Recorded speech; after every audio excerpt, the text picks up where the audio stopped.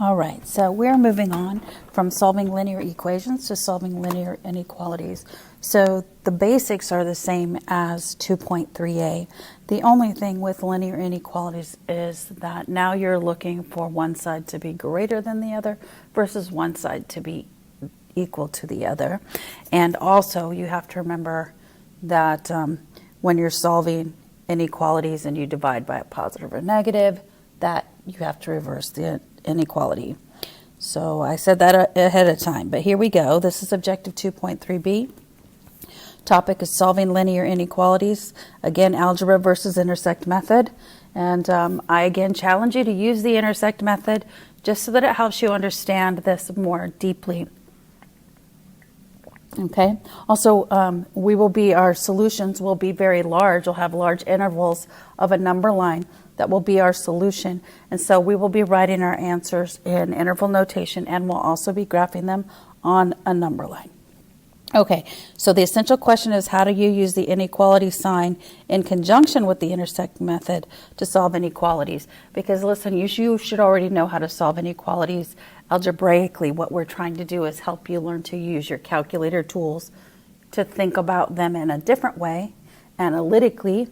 Okay, on a graph, how do we determine which side is greater than or less than the other, right? And we're going to use the intersection point to determine that. So here's our algebra tip one more time. Don't forget that when you're multiplying or dividing by a negative to reverse the inequality, there should be a period there. So don't forget to put the period there.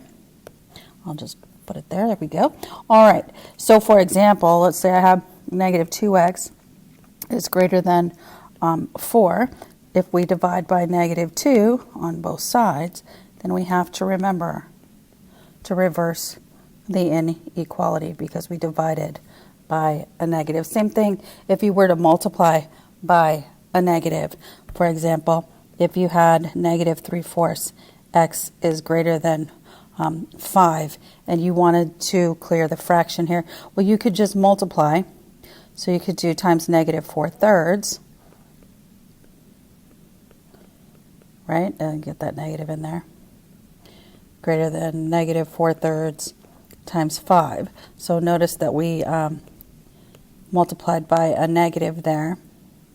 And so we get x is less than negative 20/3. So whether you're multiplying or you're dividing by a negative, don't forget to reverse your inequality symbols. Also, things to remember, if you have greater than, you're going to use an open circle. If you have less than or less than, you would use an open circle, okay? If you have greater than or equal to or less than or equal to, you would use a closed point, right? So open for less, greater than, or less than, you would use an open circle if graphing on a number line, and then solid if you are have the equal sign. Okay. So let's take a look at this first equation. It says solve the inequality, graph the solution set, and that shouldn't say that. And it should just say and. I'm going to fix that there. And write the solution in interval notation, period. Wow. I must have been tired when I was typing this page up. No excuses. I should have done a better job. I apologize. Okay. So algebraically, if we were going to solve this, it's just a simple, maybe 3-step process. So I'm going to do it in 2 steps. I'm going to move the x's to the left and take the constants to the right. So I'm going to add 2x to the left, and at the same time I'm going to add 5 to the right. So we get 5x is less than 11. Divide by 5, and we get x is less than 11/5. So on a number line, I'll just tack 11/5 on here. I'm going to change color here.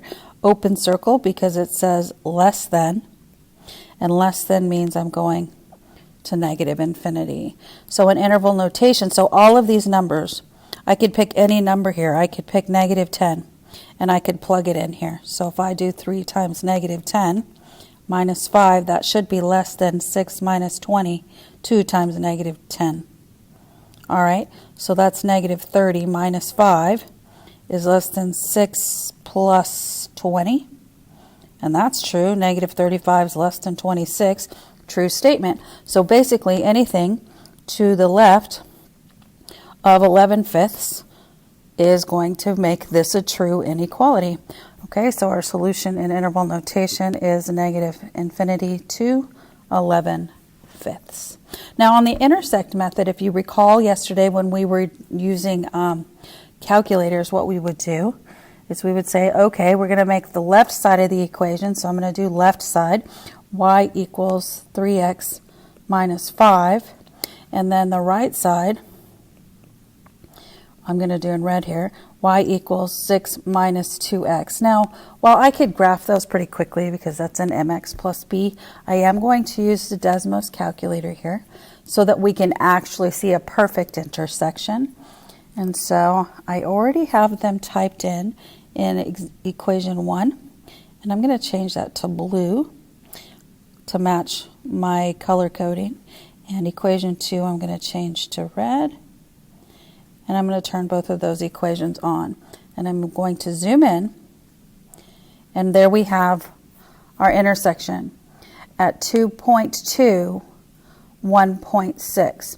So 2.2, if I were to change that to a fraction, recall we just do 2.2 and tap that and it changes it to a fraction. So it's 11/5.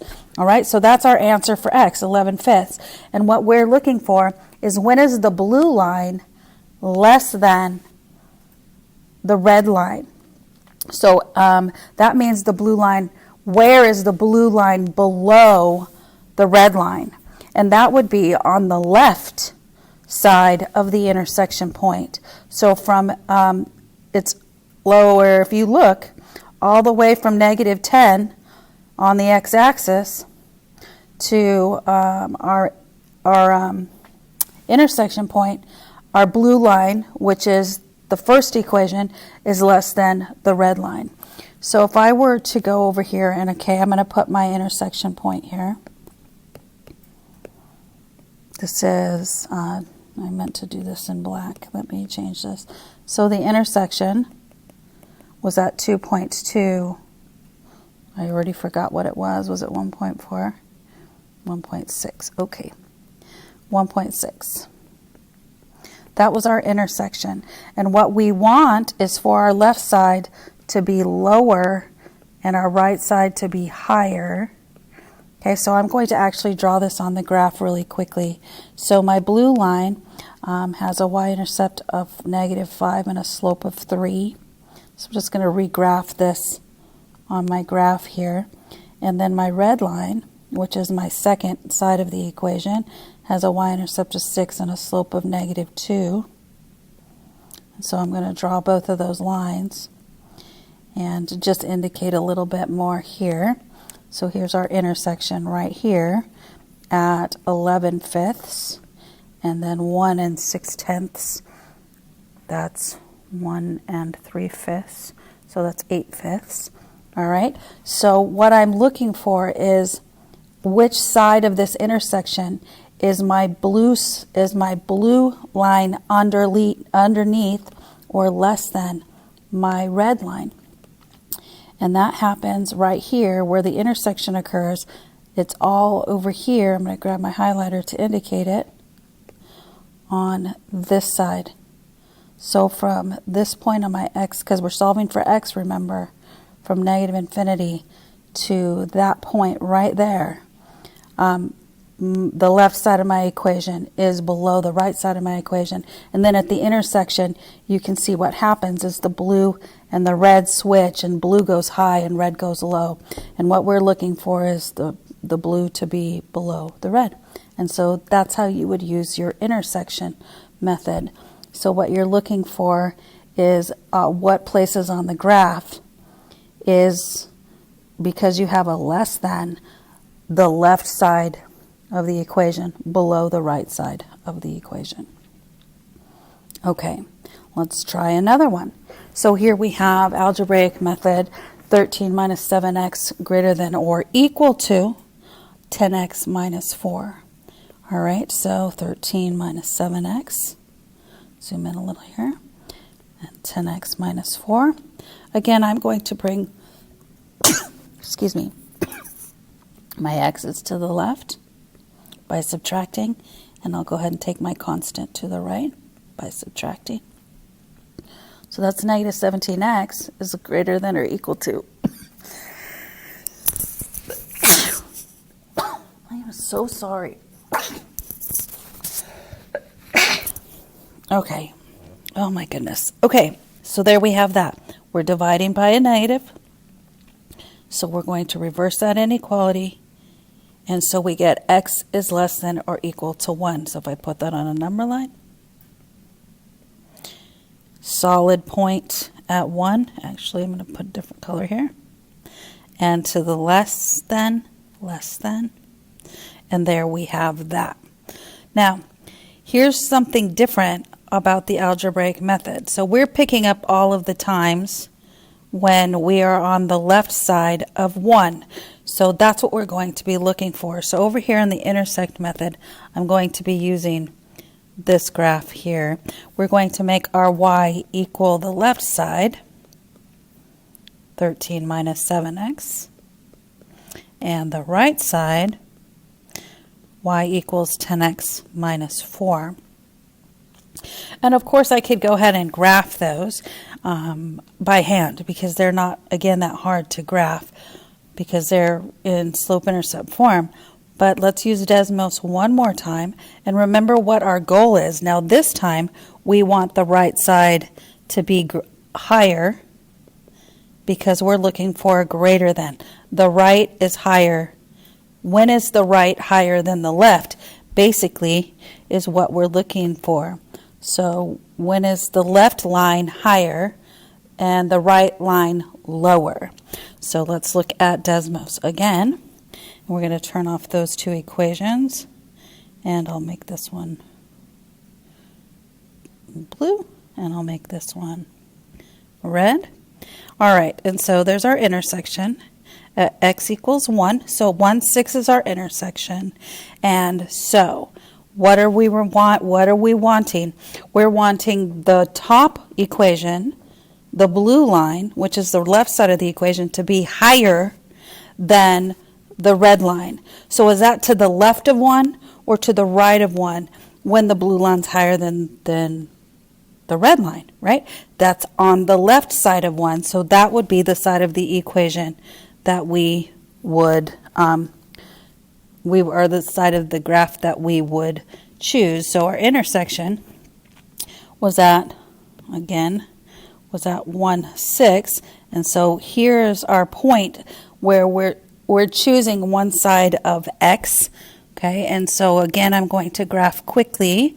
13 here is my y-intercept, and then it's down 7 and right 1, so I have to go down 7. So from 13 down 7, that would be to 6 and over 1. So that would be that line there. And then the other one has a y-intercept of negative 4. So let me change colors here, negative 4. And then a rise of 10. So that would be up to 6 and over 1. And you can see that they're actually intersecting at that point. So there's our intersection point.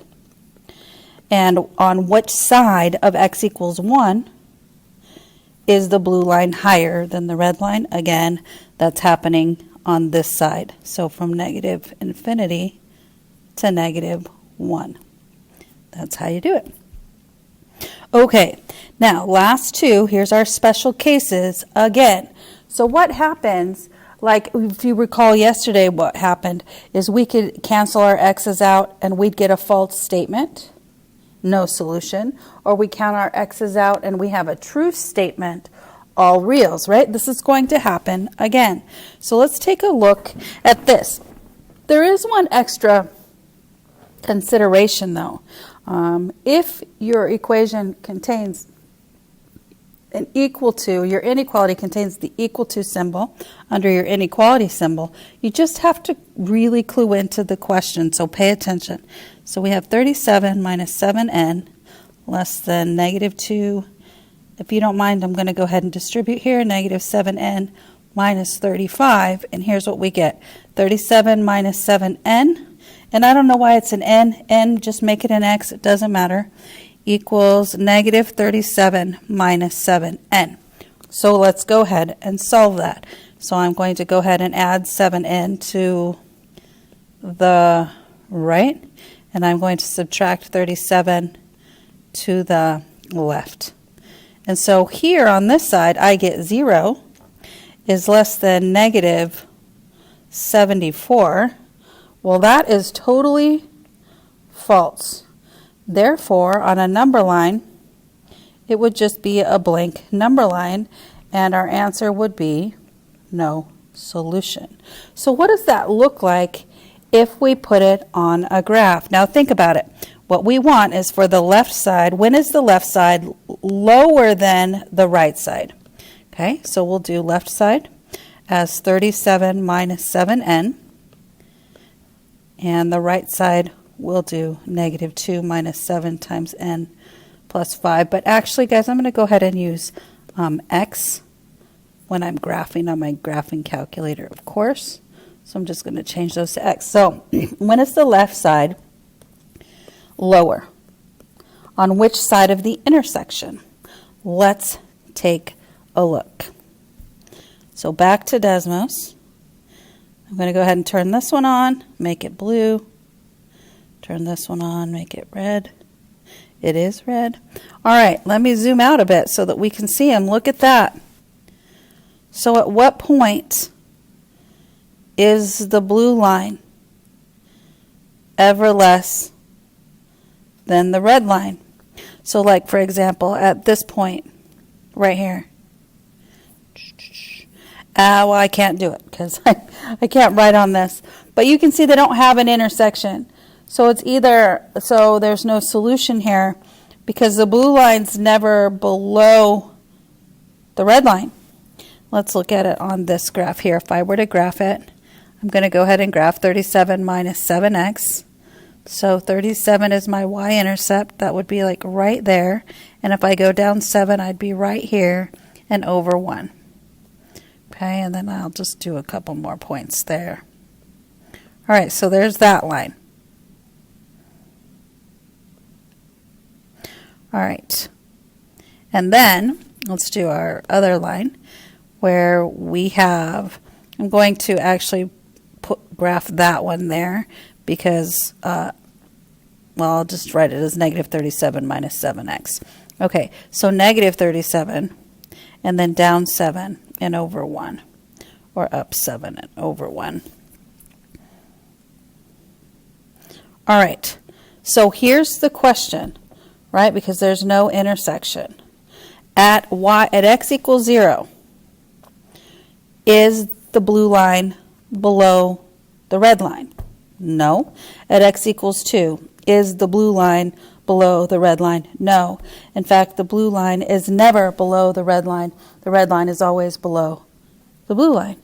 And so, no solution. Okay, last one. So let's take a look at this one. We have, I'm going to distribute first if you don't mind. 15 minus 3x is less than or equal to 15 minus 3x. Well, we know that the left side can't be less than the right side because they're identical, but the left side can be equal to the right side. And that says less than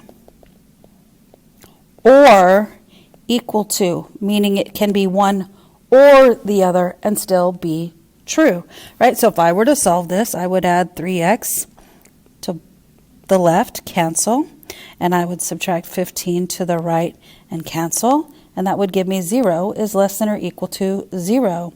And this, my friends, is true. So when it's true and the x's cancel out, here's what your number line looks like. It's just a really fat number line because you're selecting all of the answers.